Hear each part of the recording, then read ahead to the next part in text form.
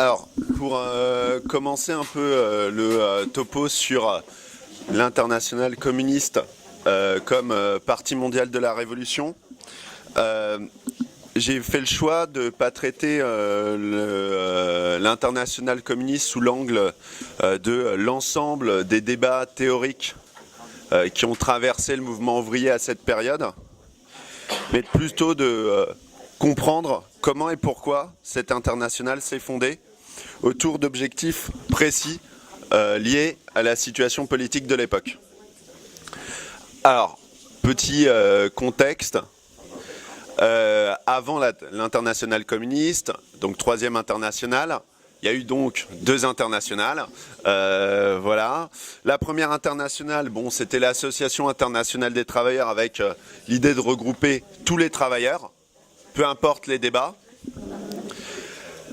La seconde internationale, c'est voilà, un peu ce qu'on a appelé l'internationale social-démocrate, mais c'était les marxistes de l'époque ou qui s'en revendiquaient qui étaient présentes dedans. Alors, ce qu'il faut se dire de cette seconde internationale, c'est que c'était pas une petite chose. C'était quand même une très grosse internationale avec des organisations de masse. Par exemple, le Parti social-démocrate allemand qui pouvait revendiquer 1 million d'adhérents. Près de 4 millions de personnes qui rentraient dans ces écoles de formation. 4 millions. Et des centaines de journaux, voilà. À l'époque, cette internationale tenait des conférences qui étaient connues par les travailleurs. Pour la petite anecdote, après la conférence de Stuttgart, des militants arrivaient devant les entreprises pour discuter contre la guerre aux ouvriers. Et ils disaient simplement, rappelez-vous la conférence de Stuttgart et de la position de l'internationale. Bon, on était en présence donc d'un mouvement ouvrier voilà, qui était conscient quand même et qui était organisé un peu massivement à l'échelle internationale. Mais il y avait des problèmes dans cette internationale, des problèmes qui étaient dénoncés par des gens comme Lénine, Trotsky, Rosa Luxembourg. Voilà, j'étais déjà sur Rosa Luxembourg.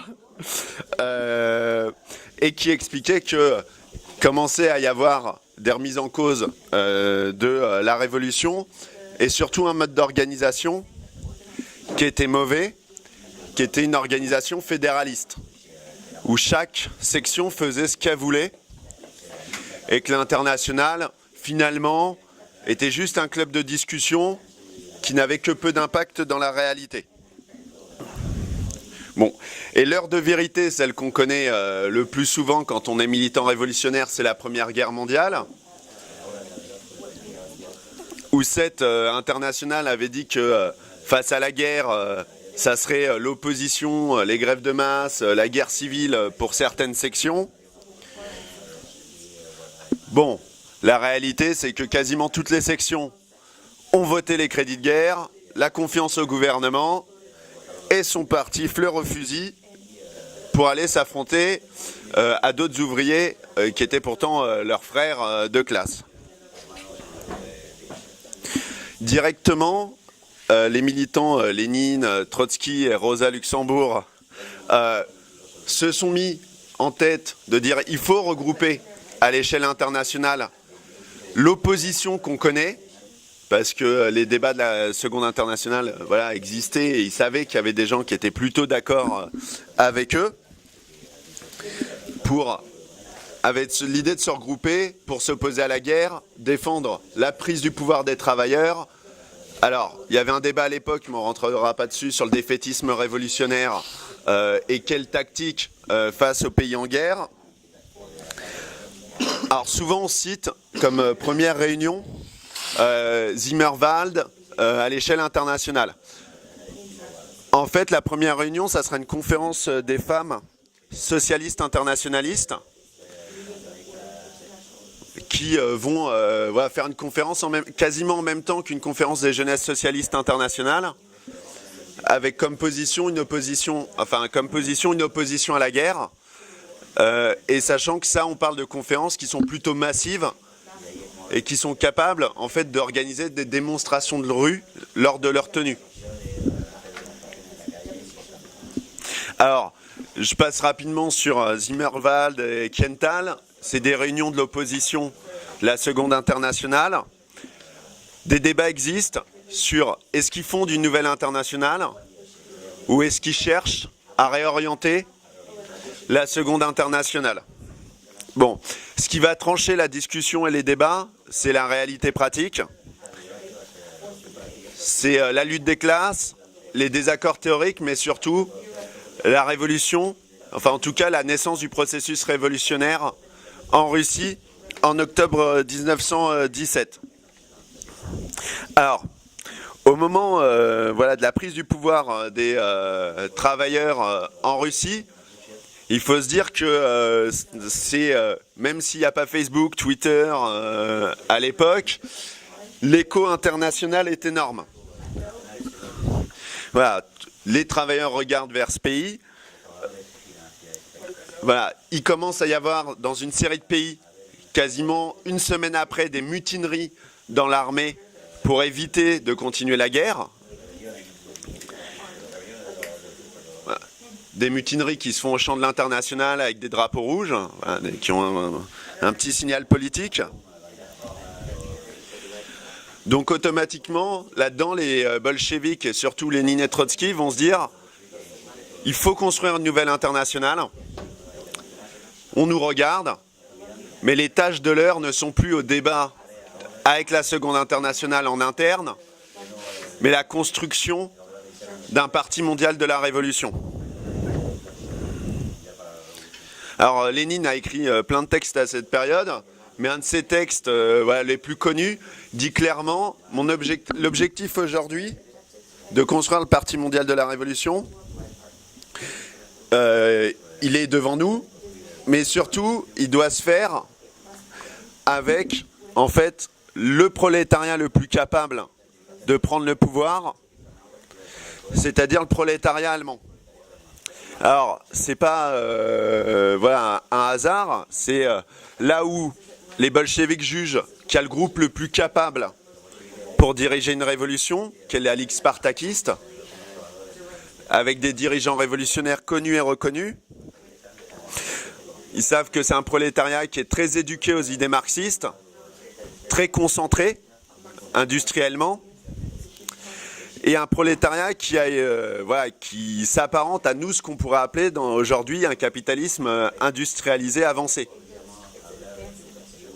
Pour la petite anecdote, le prolétariat allemand est à 80% alphabétisé en 1914. 90 ouais, 80%. 80%. Donc ils mettent tous leurs espoirs là-dedans, sachant que l'Allemagne connaît des explosions sociales depuis 1915, avec des manifestations qui peuvent être très massives. Et c'est pour ça que le choix que je vais faire pour expliquer le Parti mondial de la Révolution, sa création, son utilité, c'est de prendre l'exemple de l'Allemagne. Bon, c'est aussi parce que voilà, les camarades français le savent très bien, c'est mon petit sujet sur lequel je radote toujours. Alors, après la Révolution, Lénine y mène la bataille politique pour construire l'internationale communiste.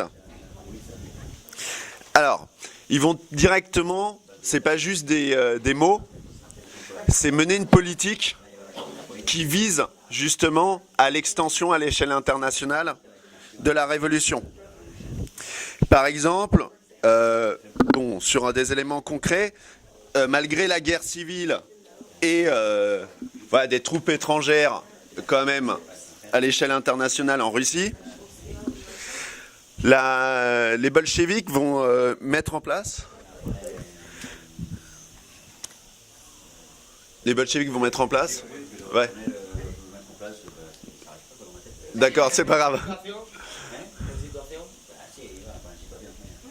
Bon, je continue, de toute façon tu vas... Voilà.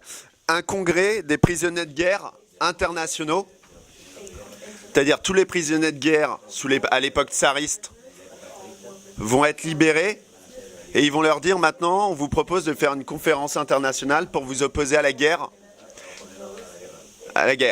Bon, c'est dès 1917. Et ils vont même directement donner en fait la nationalité russe à ceux qui sont prêts à s'opposer à la guerre civile et à défendre le pouvoir des soviets. Alors, ils vont publier des journaux étrangers qui vont envoyer dans les pays et dans les tranchées. Ils vont débloquer 2 millions de roubles. Alors aujourd'hui, on pourrait se dire, on ne sait pas ce que ça veut dire. Bon, dans un pays comme la Russie, c'est énorme. Pour aider les différents mouvements révolutionnaires à se développer et à sortir du matériel. Et c'est aussi l'épisode de la paix de Brest-Litovsk, où en fait c'est la reddition de la Russie, en gros quasiment sans concession, enfin de dire on arrête la guerre, point barre, et les troupes étrangères vont avancer sur la Russie après, mais surtout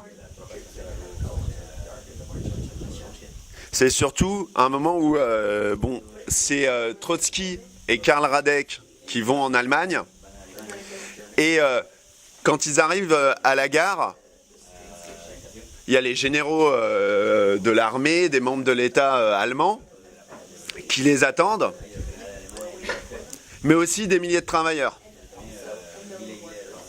Et donc on assiste à une scène où ces militants bolcheviques, venus pour signer la paix avec l'État et les généraux, vont les snober et s'adresser directement aux travailleurs en expliquant « Maintenant, votre rôle, c'est d'être la meilleure solidarité avec nous, ça sera votre prise du pouvoir. » Ils vont même aller plus loin, ils vont utiliser les diplomates soviétiques pour organiser dans différents pays les groupes révolutionnaires qui existent à l'époque ou ceux qui s'en revendiquent. Et c'est après toute cette période et des liens tissés et l'exemple de la révolution russe qu'éclate la révolution allemande. Alors, en novembre 18 se déclenche la révolution. C'est une révolution qui, en moins de 10 jours, le prolétariat prend le pouvoir. C'est-à-dire qu'il contrôle les villes, il contrôle les rues, il contrôle les entreprises. Le problème auquel ils sont confrontés, c'est que jamais tout ça ne sera centralisé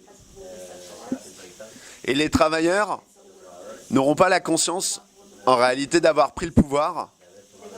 Ils auront dégagé la famille l'empereur, mais ils n'auront pas eu la conscience que dans leurs mains, ils étaient en train de diriger la société et ils avaient pris le contrôle de l'ensemble de l'Allemagne.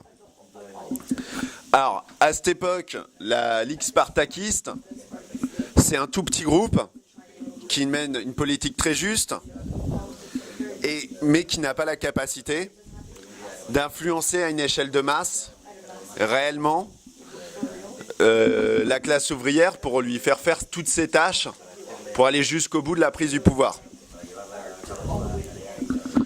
Mais c'est à ce moment-là où Lénine dit « Nous avons fait la révolution en Russie, la révolution allemande est en cours, nous avons, parce que les spartakistes fondent le parti communiste allemand fin 18, début 19, nous avons un parti frère,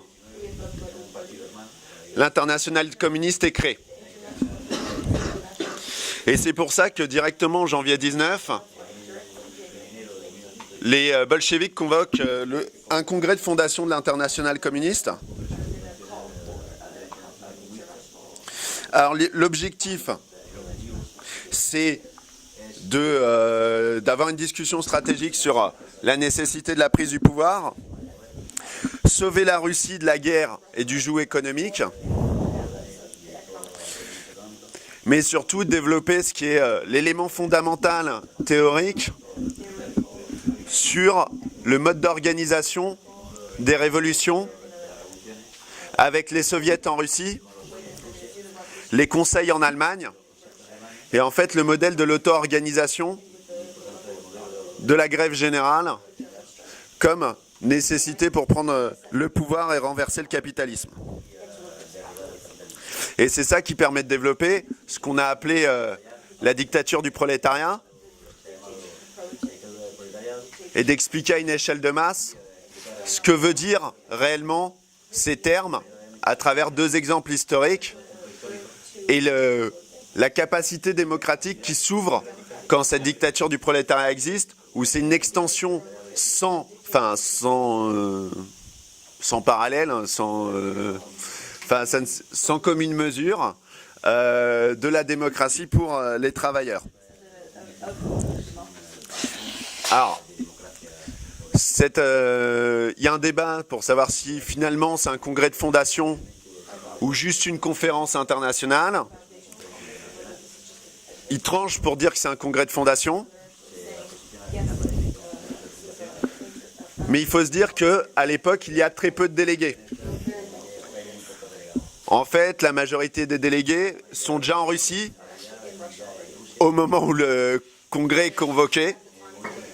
Ils sont de différentes nationalités, mais c'est des prisonniers de guerre, des gens qui sont venus en exil en Russie soviétique.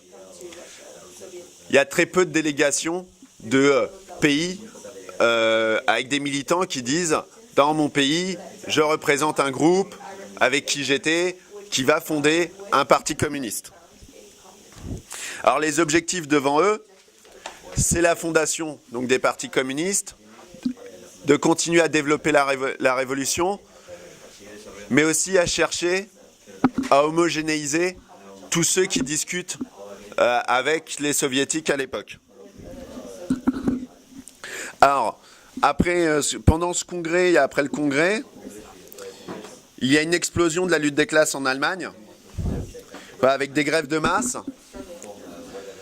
avec un changement radical d'un parti communiste qui au début était vraiment petit et faisait tout de même une série d'erreurs magistrales. Communiste qui gagne en influence,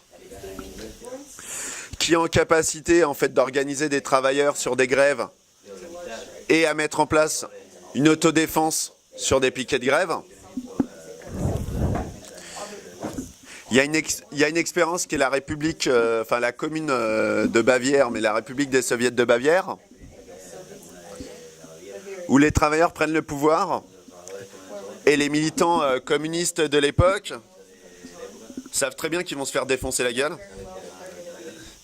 et qui disent peu importe, on reste, on tient le pouvoir et on enverra toutes nos notes, toutes nos leçons au Parti communiste allemand et à l'international. Et à ce moment-là, il va y avoir, face à cette montée de la lutte des classes,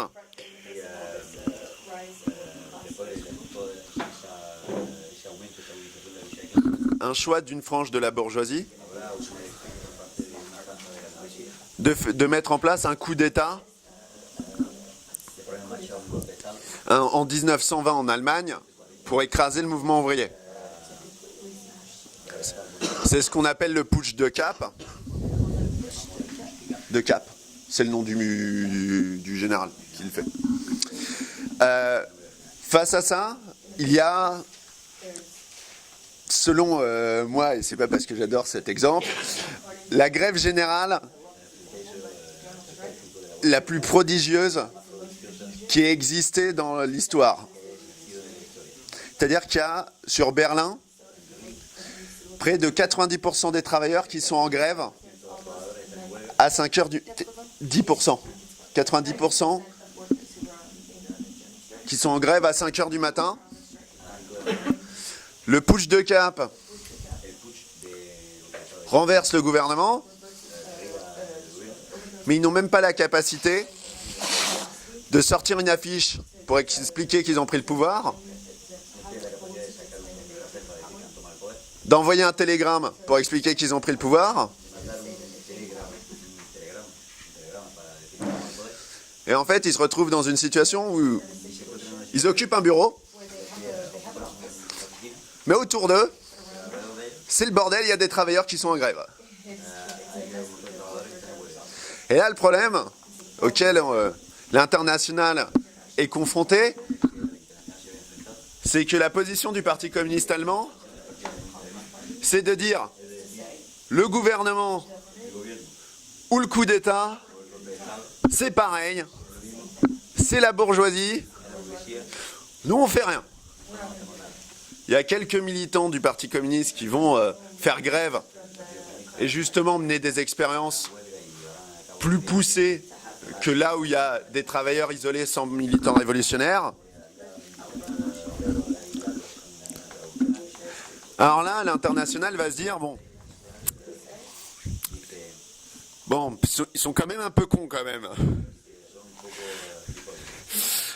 Il y a une grève générale de masse, les travailleurs sont dans la rue, peut-être qu'ils pourraient prendre le pouvoir, ouvrir une crise révolutionnaire, et ce parti communiste ne fait rien. Ou fait 3 jours plus tard, et finalement dit, le nouveau gouvernement qui est en place, qui est un gouvernement entre les deux autres partis ouvriers, on va faire une opposition loyale. Alors qu'il y a des gens dedans qui ont massacré les ouvriers en 1919. Alors du coup, ils vont convoquer un congrès le plus rapidement possible, en juillet-août 1920. Et c'est un congrès qui aura comme objectif la construction des partis communistes, de regrouper, mais de commencer aussi à avoir une discussion sur quelle politique tu dois mener en tant que parti communiste et membre de l'internationale communiste. Alors on est très loin de l'image qu'on a souvent de l'internationale communiste comme un bloc monolithique dirigé d'une main de fer par juste Lénine et peut-être à un moment donné 2-3 autres personnes, mais faut pas trop pousser. En fait, l'internationale, pour son second congrès, elle invite les partis communistes, ceux qui existent, les groupes qui veulent fonder des partis communistes, mais aussi des organisations du mouvement ouvrier qui sont concurrentes des partis communistes au niveau national. Ouais, qui sont pas dans les partis communistes, mais qui sont opposés. Par exemple, en Allemagne, ils vont inviter une scission du Parti communiste allemand sur sa gauche. C'est ce qu'on appelle le KAPD. Ils vont aussi inviter le parti centriste, l'USPD, parce que les dirigeants de l'internationale se sont dit, on a les partis communistes, ils ne sont pas massifs réellement, on a besoin de tisser des liens avec ces organisations qui peuvent basculer dans le communisme et surtout qui organisent massivement les travailleurs.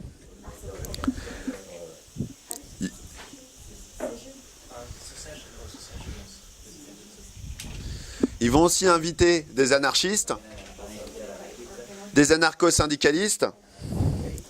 Alors il va y avoir plein de débats dans ce congrès sur quelle politique mener à travers l'expérience de l'Allemagne, à travers l'expérience d'autres pays. Ils vont arriver à l'idée que tout le monde regarde quand même vers l'internationale communiste et qu'il y a une nécessité un peu d'organiser et de limiter ce que sont les partis communistes pour éviter les éléments d'opportunisme, les éléments qui peuvent dire qu'ils sont communistes mais qui, à l'épreuve de la pratique, ne le sont pas.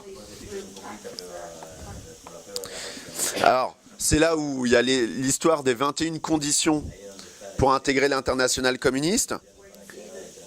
Alors souvent, on a la discussion sur la théorie que posent ces conditions, mais en fait, c'est beaucoup de conditions pratiques qui sont mises en avant.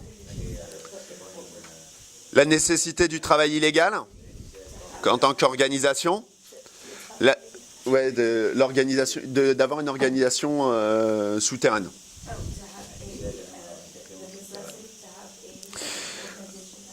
La nécessité du travail dans les syndicats, du travail de masse, du contrôle des groupes parlementaires par la direction des partis communistes, mais surtout le fait que les intérêts nationaux doivent passer derrière les intérêts internationaux de la révolution. Alors, ces débats, souvent, on les a un peu en l'air, mais en vrai, ils sont liés souvent aux discussions en Allemagne. Parce que la moitié des conditions qui sont mises en avant concernent le parti centriste qui est l'USPD en Allemagne, et qui vise en fait à renforcer son opposition pour les pousser à la scission pour qu'ils rejoignent le Parti communiste.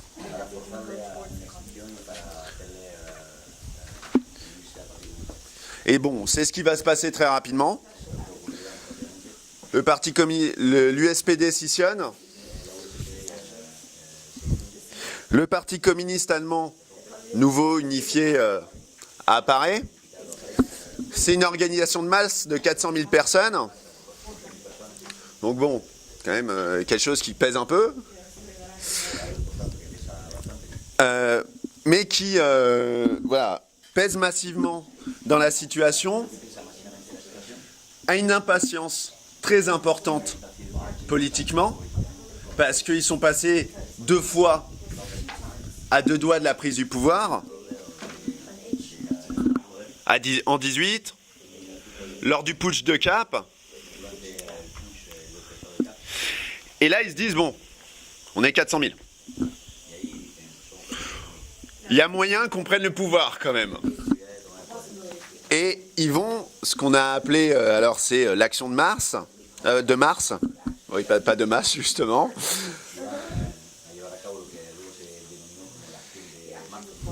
Et ils vont prendre l'offensive révolutionnaire. Alors, il y a toute une discussion autour de cette offensive. Il y a un problème de constitution sociale de l'organisation, où il y a beaucoup de chômeurs, malgré tout. Il y a une direction qui est moyennement capable de comprendre la réalité de la lutte des classes. Et c'est face à ça que l'internationale communiste se dit, bon, une autre erreur. Il faut qu'on convoque un nouveau congrès international pour discuter de la période qui s'ouvre maintenant. Alors, ce 3e congrès, alors c'est celui qu'on connaît pour les discussions plutôt tactiques. Mais en fait, l'élément central, ça sera la preuve, à une échelle très large, que l'international permet d'avoir une analyse plus précise de la situation politique, des flux et des reflux de la lutte des classes, et permet d'éviter une série d'erreurs quand on est enfermé dans son pays, quand on réfléchit juste à l'échelle nationale et qu'on fait preuve d'impatience et d'aventurisme. Et c'est à ce moment-là où se discutent les théories, la théorie du front unique ouvrier, Alors, ça vient de l'expérience russe, mais aussi de l'expérience allemande, qui, juste avant le congrès, commence son revirement par rapport voilà, à son aventurisme passé, et va développer cette tactique autour d'une grève de métallos qui veulent faire une manifestation et donc veulent des soutiens. Et au début, seuls les militants communistes les soutiennent. Et donc, les militants communistes vont s'adresser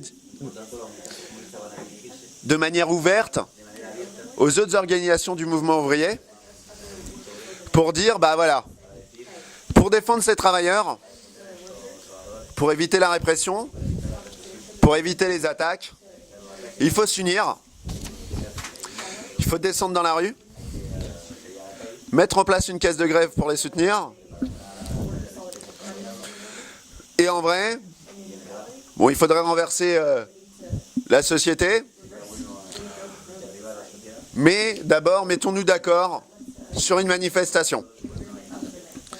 Et c'est de cette expérience que se développent aussi toutes les théories sur le front unique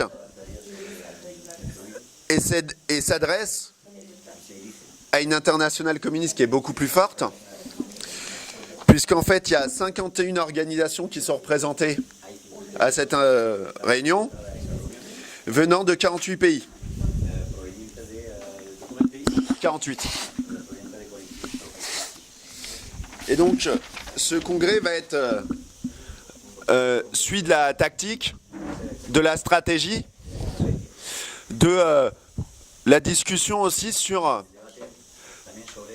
ce que c'est qu'une direction d'un parti communiste, ce que c'est qu'être une direction d'un parti communiste et de comment elles doivent être en lien avec l'international, mais que malgré la période de reflux, elles doivent être à l'offensive dans la lutte des classes, pour les manifestations de masse, dans les syndicats, et avec comme objectif de renforcer les organisations et de créer des situations révolutionnaires. Et c'est à ce moment-là, on peut dire que l'internationale communiste est vraiment le parti mondial de la révolution, où malgré les difficultés techniques pour communiquer à l'époque,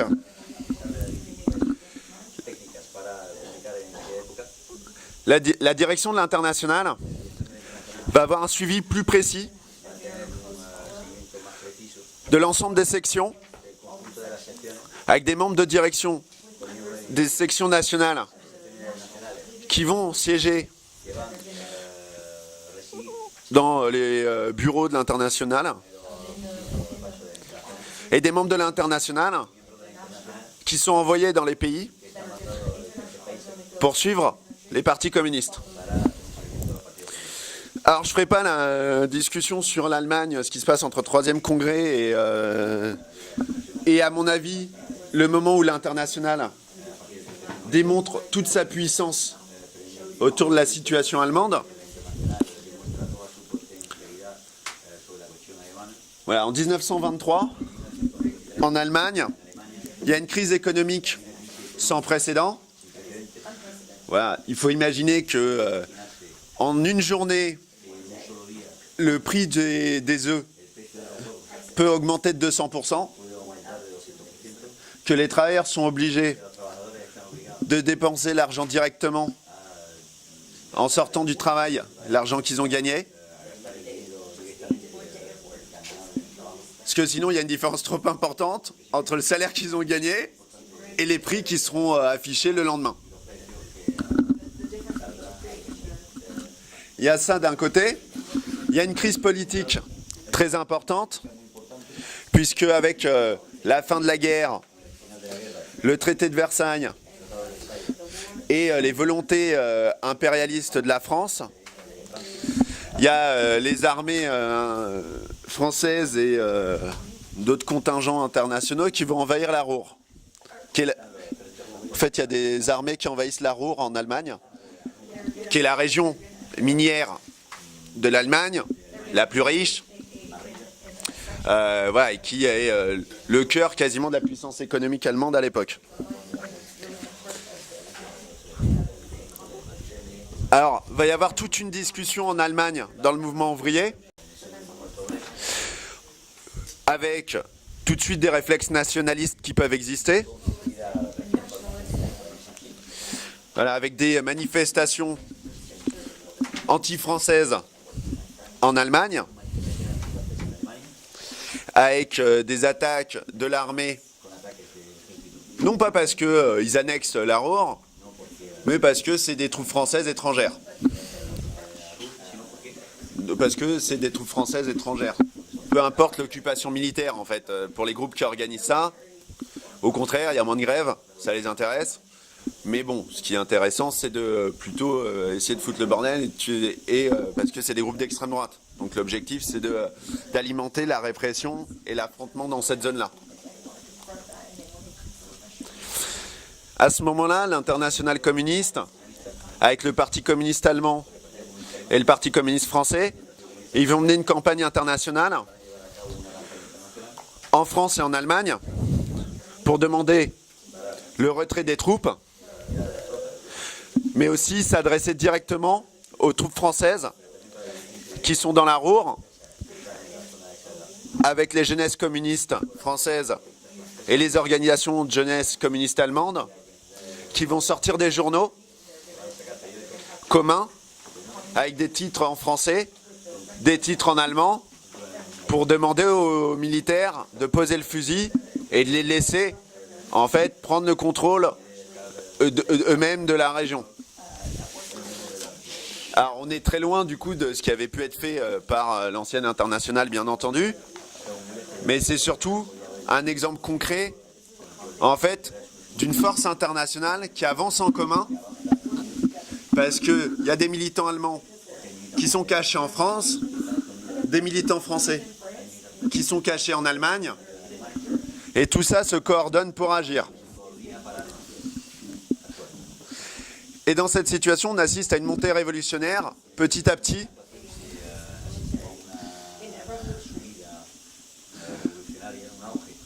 avec, face à la crise, des grèves qui se déclenchent, des cadres d'auto-organisation qui se développent, des conseils dans les entreprises, des conseils dans les quartiers, avec une politique pour abaisser les prix de force des entreprises qui vendent de la nourriture, des liens qui existent entre ces différents conseils, une politique du Parti communiste allemand qui a permis l'existence de gouvernements ouvriers dans 2 États d'Allemagne, avec la mise en place d'une armée officielle, d'une garde rouge officielle, pour pouvoir baisser les prix, pour pouvoir faire face à l'extrême droite qui est quand même montante en Allemagne. Ils organisent des troupes de combat voilà, militaires composées d'ouvriers. Ces troupes sont organisées par le Parti communiste allemand, mais sont entraînées par des anciens dirigeants de l'armée rouge soviétique. Il y a des fusils qui sont envoyés en Allemagne par la Russie soviétique, des finances qui sont mises en place pour pouvoir aider le Parti communiste allemand à se développer et à gagner des militants et à mettre en place sa politique. Donc dans cette période, on a un Parti communiste allemand qui a fortement progressé, puisqu'en juillet, les chiffres, c'est 500 à 600 000 militants.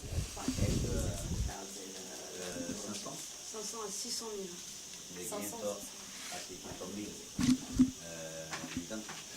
la direction de 50% des syndicats de travailleurs et du coup une influence directe sur à peu près 2,5 millions de travailleurs. C'est-à-dire que quand ils claquent du doigt, ces travailleurs sont censés les suivre. Donc, à l'ordre du jour, c'est la révolution pour toute une série de gens qui s'approchent. Surtout qu'il y a une grève générale qui explose en Allemagne dans cette période. Alors à ce moment-là, l'internationale communiste prend contact avec le Parti communiste allemand et leur dit, bon, on pense très franchement qu'on approche d'une situation révolutionnaire qu'il n'y a sûrement jamais eu une situation telle que celle-ci pour la prise du pouvoir des travailleurs. Il faut d'ores et déjà mettre en place le plan de l'insurrection pour prendre le pouvoir. À ce moment-là, le Parti communiste allemand répond « On n'est pas certain, on n'est pas assez, puisque à l'époque, les dirigeants ont un objectif qui est 1 million d'adhérents, organisés réellement dans l'organisation. Discussion qui se passe alors que les partis sociodémocrates sont en train de se vider de leurs militants pour rejoindre le Parti communiste allemand.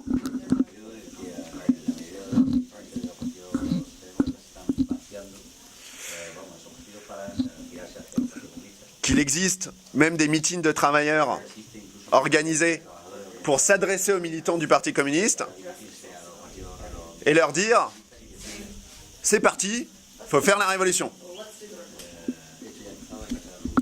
Alors l'internationale communiste pousse, comme Trotsky, les discussions avec le Parti communiste allemand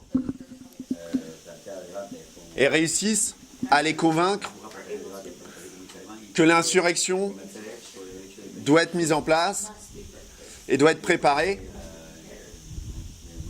pratiquement, de manière pratique et politiquement vis-à-vis des travailleurs. Alors, à ce moment-là, l'Allemagne dit, le Parti communiste allemand dit d'accord. Nous, on est d'accord, mais nous, on veut des militants qui ont déjà mené une insurrection, qui savent ce que ça veut dire et qui ont déjà prouvé leur talent pour faire ça.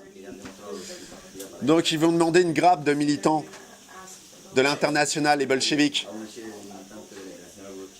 de venir en Allemagne.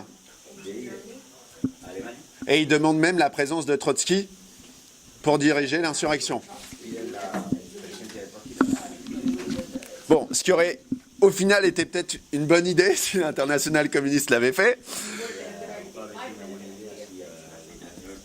puisqu'ils envoient un éminent tacticien militaire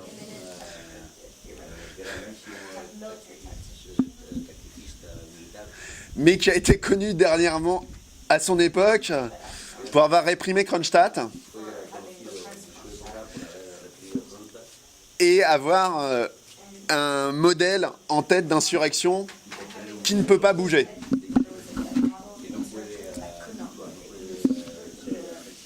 Alors la confiance est telle vis-à-vis de l'internationale communiste de la part du Parti communiste allemand qui se disent tout va bien se passer,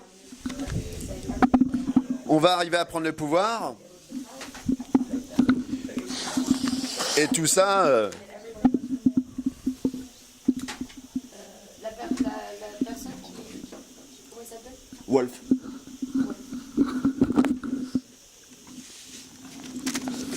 Et je vais alors citer ce qu'écrira Radek, c'est la seule citation, promis, et c'est bientôt fini.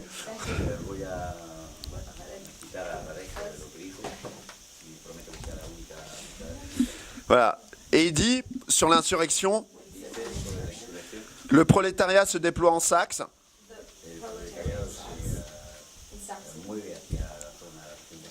pour la défense du gouvernement ouvrier dans lequel nous entrons. Il cherche à utiliser en Saxe l'autorité publique pour s'armer,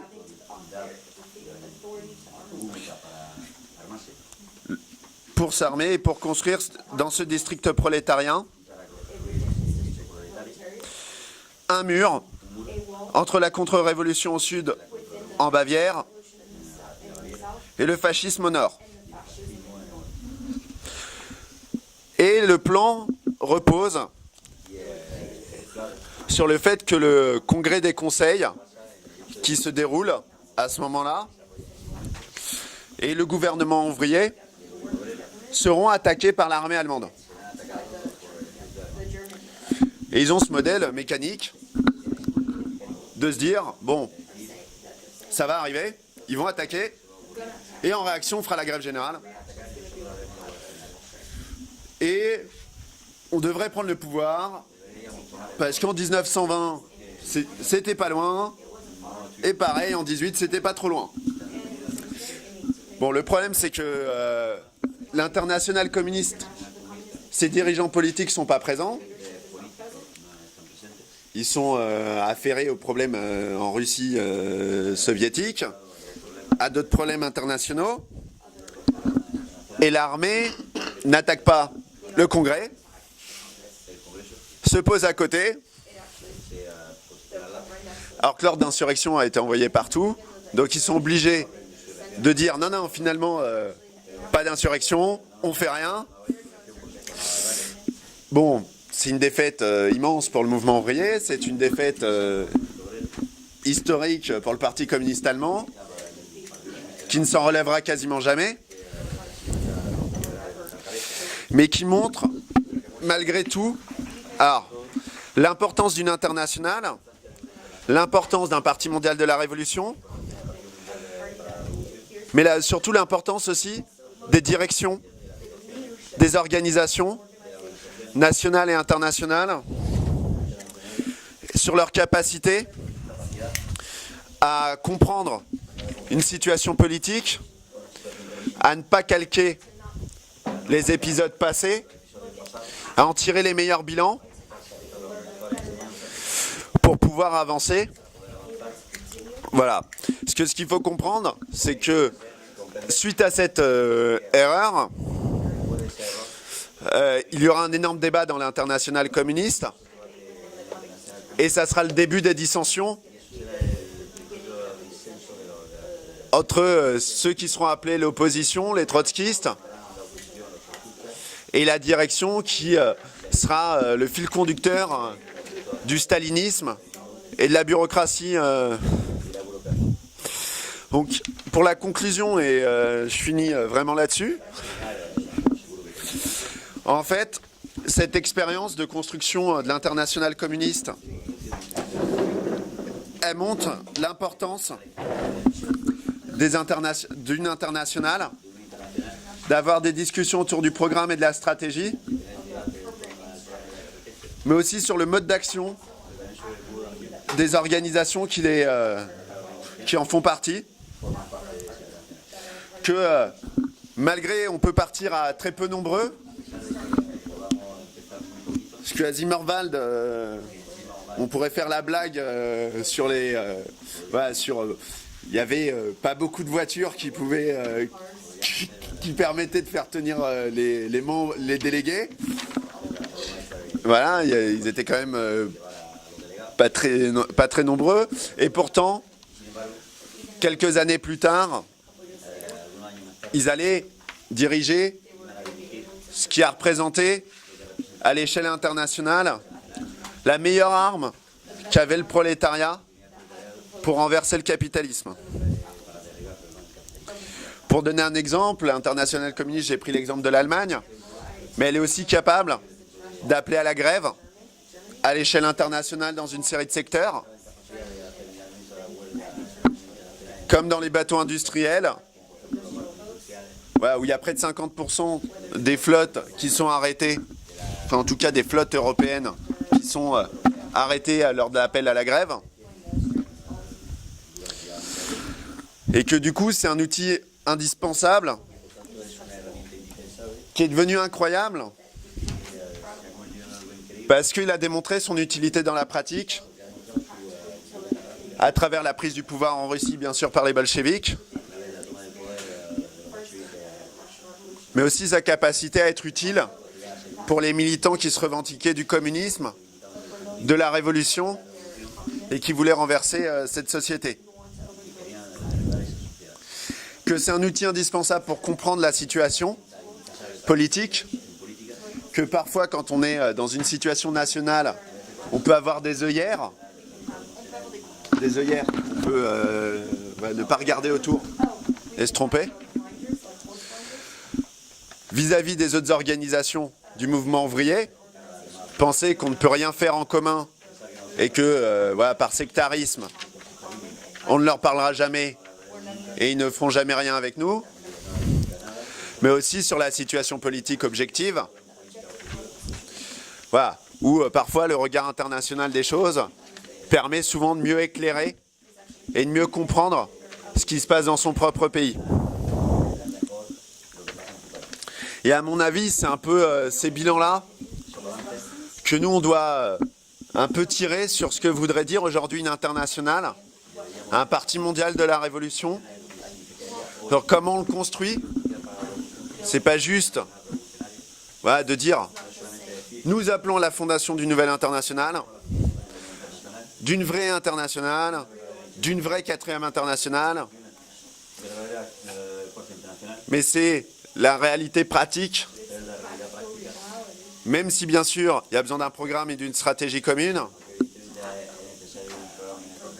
mais c'est la pratique qui montre l'utilité et la réelle capacité d'une internationale à agir et à pouvoir changer la situation pour atteindre le renversement du système.